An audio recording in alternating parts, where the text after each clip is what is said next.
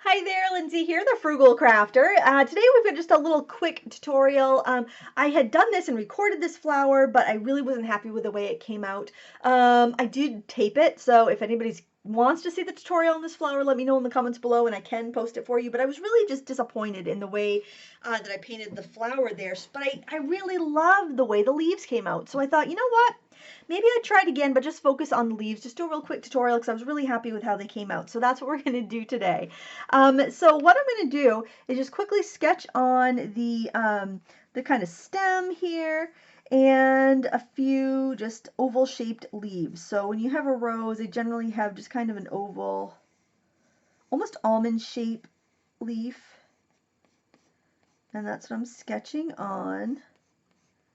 Now this was I was really intrigued by painting a flower kind of looking up the bottom from the bottom of it, but it was just really weird when I actually went to do it. I was just thinking, you know, this actually looks very bizarre.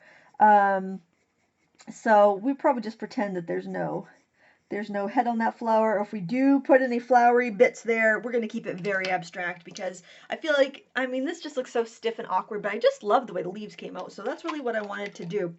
So on the leaves, what we're first going to do is we're just going to wet them, and we're going to do a wash of color underneath.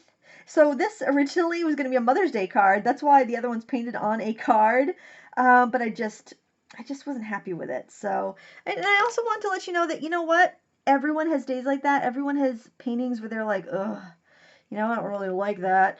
Um, so don't feel bad. Don't be hard on yourself if you have a day like that, because that's just how it goes. Oh, and I wanted to thank everybody who gave me such encouraging support over the weekend while I launched my first ever watercolor course.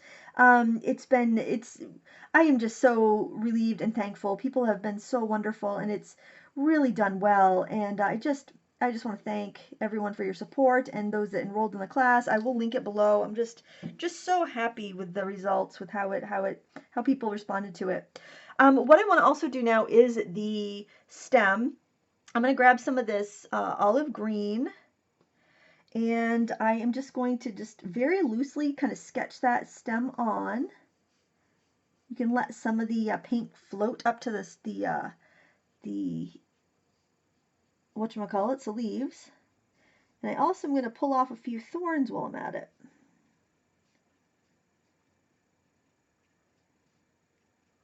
And you want to keep it thinner than you think you want it because it's going to get fatter as we mess around.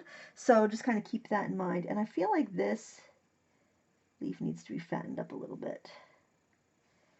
And if you get like a dark color on the edge of the leaves, make sure you kind of tap your brush so you get these kind of serrated edges. That's what roses have, kind of like a serrated edge. So if you are going in with, if any of that's floating out there and you want to fatten up or change the shape, and you are using that dark color, you want to pull those little serrated edges out. Otherwise you might have some hard lines that will look funny when you go to paint them later. Like that's a little too fat, so just kind of, you know, be careful. Now I think I'm also going to grab a little yellow ochre. And by the way, I'm just trying to use up some of the paint that's left over from my class, because I typically have my paint in my big palette, but I just really love this little glass porcelain palette, and I actually have to say I really love working on a glass plate, which is very surprising, but it doesn't move when you're mixing color. Not that was ever a really big deal, but I just like the way it feels. It's kind of cool. And I think maybe I will, just because it's weird just to have stems with no flower, I think maybe I'll just throw in very kind of loose marks, maybe just kind of showing folds between areas of that rose. I just really don't want to let it get fussy. It was so fussy. The other version I did was awful. It's so fussy. I'm telling you guys not to be hard on yourself, and I'm just like being awful. So what I'm doing is actually taking this I'm going to take this angled brush and maybe even make a few kind of deliberate leaves here. I just want to keep it extremely loose. Maybe just kind of give it like a little, just a suggestion of some of these petals. to run out the door in a couple minutes too, and I'm just like, oh, I just love the way those leaves are coming out. I got to do the leaves, but the flowers, eh. I'll leave that for now. I can go back and do more to it. Actually, I could go, well, it's still what I could go and just soften some areas. Maybe it'll be a bouquet of hydrangeas by the time I'm done. Who knows? Who knows? Okay, so now I'm going to actually move to this round brush.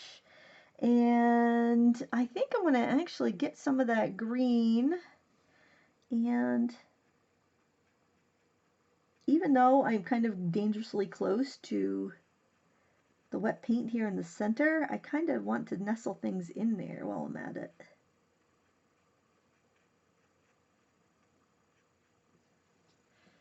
And I can blot any green that's going haywire.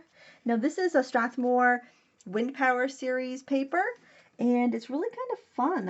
I like it. It's got a lot of sizing in it. It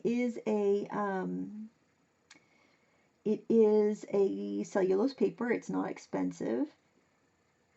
It's recycled. So if you're wanting to find something like that to practice on, it has a great sizing. You can scrub away mistakes. I just really like it. I think it's a wonderful paper.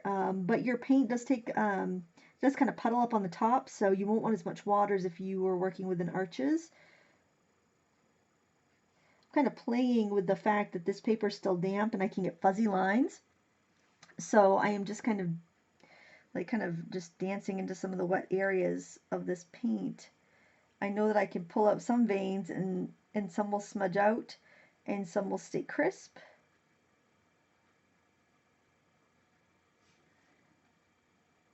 So if you get, you get good at kind of identifying where your wetter areas of the paper are, you can kind of work into those without really getting too many blooms.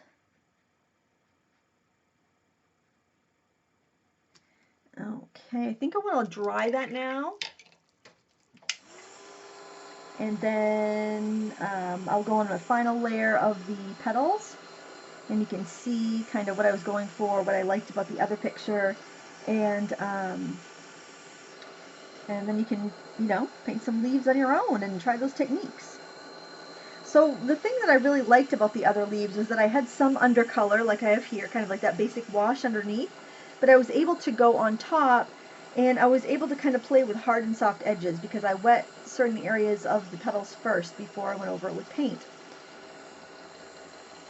So I think that one's dry. We can go ahead. That one's going to take a little bit longer to dry. I don't want to bore you with too much paint drying. And so what you want to do is just kind of wet a couple areas. So I'm just going to go in and wet to kind of the edge on that, each edge on that petal.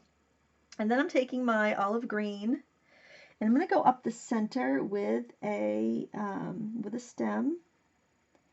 And then I'm going to pull some, or not stem, but a vein. I'm going to pull some of these veins off. And then I can actually go and add some of that color in there. And it can kind of get kind of mottled. And I can pick up a little bit of blue as well on my brush that has the olive green. And I can let that kind of mix and mingle and float around and give me just some very interesting colors. Now the downside is that each time you do this, it's going to be a little different. Like I think I might have even put some yellow in the other ones. I'm going to drop a little bit of yellow in there.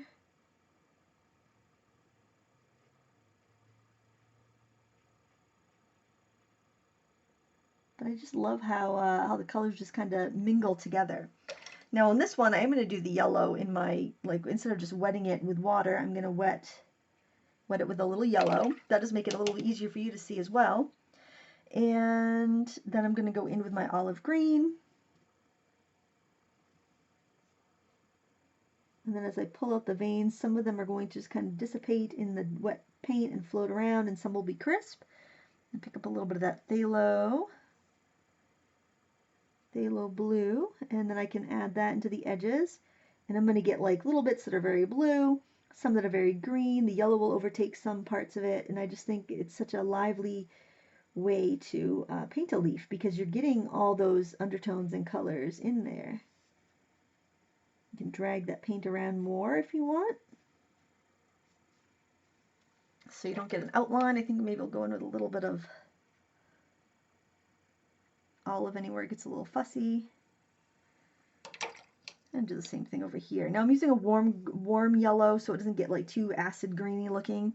But you could use lemon yellow or Hansa yellow light if you feel like you want a little bit more of a lighter color.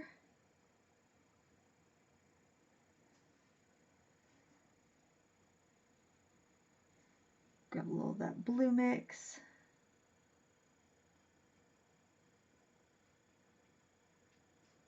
That center vein in there, pull up some side veins. I just love how lively that looks. And if you want to do a little more to the rose, which I really wasn't happy with my rose, so if I'm doing a little bit, it's just I'm gonna try to keep it extremely loose. I'm just gonna throw in a few little accent lines, almost like a calligraphy. I do not want to have this like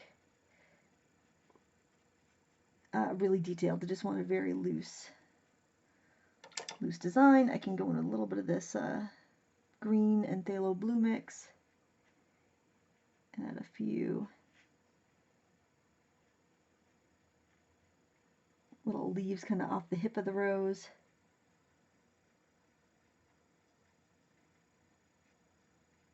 And there you go. I mean, it's simple, it's easy, it's fun, and it's a great little practice. I usually just initial my my sketches and put the year, and that's all there is to it. I hope you enjoyed this little 11-minute sketch. If you would like a more in-depth watercolor course, I do have one linked in the video description, and there are hundreds of other free tutorials on my YouTube channel if you still feel like painting. Thank you so much for watching. Please give me a thumbs up if you liked it, and until next time, happy crafting.